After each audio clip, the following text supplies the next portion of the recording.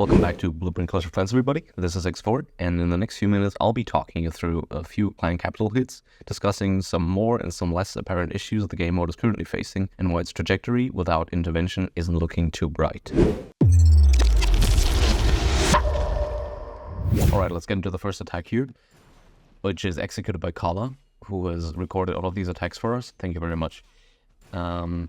What you'll already notice here is the spammy army composition. We're going with the classic Rams, Wizard, Hogs, which is now sort of this standardized hybrid that in combination with the graveyard spell can really wreck bases. And now you might be saying to yourself that the graveyard being overburdening isn't really big news, and you would be right. What is new here is that we're basically now attacking maxed bases. You can see this base had 11,000 clan gold, which could be raided.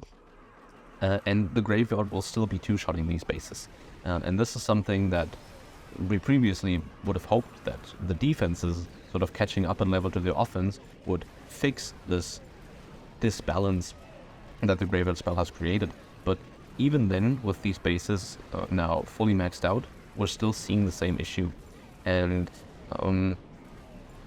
it's just really hard for other attacks to sort of keep up with this universal pressure that a graveyard is putting out, as it can be basically combined with various troops. It's very fast, it's time efficient, and it's incredibly strong.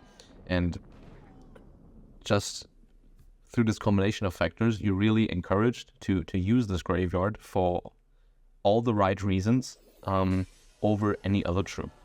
And now you've seen the first attack concluded. We only got 4,000 clan gold, but we got a decent chunk of the base down, and the second attack will be all the more stronger now, simply because we have double the graveyards down now, meaning we'll have basically double our army that can go into the base. And you can see the skeletons triggering all sorts of traps for us before the actual troops move in.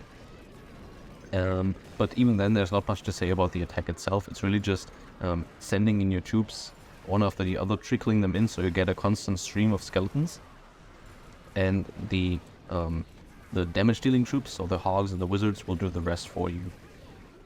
The only thing you might want to watch out for is that the hog gliders stun the right defenses. In this case, that will be the key defenses like the crusher, the inferno tower, the rocket artillery, stuff like that. But even if a few wizards or hogs die out, you can still see that this base is completely crushed. There's so many hogs left, there's a lot of wizards and even skeletons left that will now finish off this balloon lagoon. Let's move on to the second hit, this time against the maxed out skeleton park. And you'll see a similar sort of approach here, once again utilizing the graveyard spells, but this time combining them with air.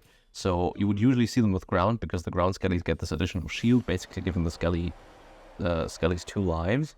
But this will even work with air troops, and in this case we go for super dragons with rocket loons and some skelly barrels. And the reason for this is we have this very wonky wall set up in the 9 o'clock corner, and as you can see, many defenses are, as a consequence of that, stacked into these thorn bushes and touch each other, and that means that the super dragons can oftentimes just chain defenses or splash multiple once they've locked onto one, and this of course speeds them up tremendously. And so we've basically cleared this entire dense section entering into the base, and while we eventually do thin out quite quickly, imagine how quickly these dragons would have gone down if not for the skeleton support that we've received from the graveyard spells. And if anything, this is supposed to show you that the graveyard can be versatile.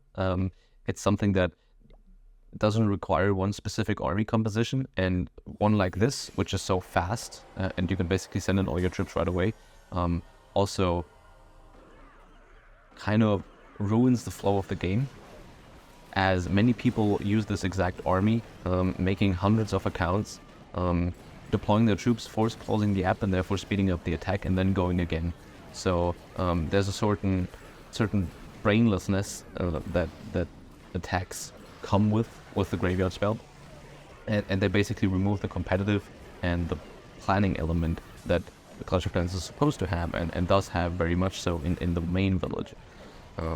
The second attack, we switch it up slightly here, so we aren't force closing the app. We are going back to ground after this first entry, and now using once again the graveyard spells in combination with the hogs and the super wizards to clean out this final section of the base.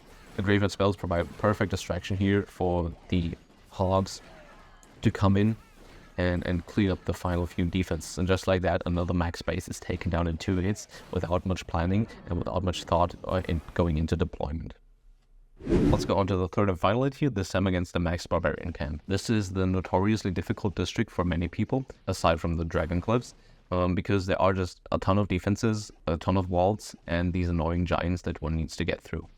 This is a challenge especially for ground troops, even though you're using the graveyard spell. And so we're coming with air troops here. But even then you'll see, once again, coming with the graveyard spell. The usual combination for this earlier in the meta would have been to go with zaps and rocket loons to sort of surgically take down the air defenses and clean up the base, which is so focused on ground defenses around that. But with a bit of luck, and even against max level defenses, you will still see this two-shot approach with graveyard spells working against this nemesis for many players. And this is of course unfortunate, because while Supercell are on vacation right now, they should take action sooner than later, because Client Capital, because of all of this, is bleeding players. For many of the top clients, this has become repetitive, because you don't have the same sort of variety of attacks and creativity that keeps the game alive. And while you can of course reinsert that for yourself, you're putting yourself at a disadvantage against other clients if you're not using the graveyard spell, and if you're not spamming these attacks as fast as possible, because you're using up much more time than other people are, and not everybody has that time every single weekend. Which brings us to another issue, which is the current scoring of Client Capital. You basically need to invest 50 accounts with 6 attacks each every weekend and get some decent damage done with these accounts. Usually is then leads to the choice of the graveyard. So once you miss a single week, or some players miss a single week, you're putting yourself as at a massive disadvantage, because you'll instantly be bleeding trophies if you're not ready to make that massive time investment. And what then many people would like to see is sort of course, a shift of the balance can help.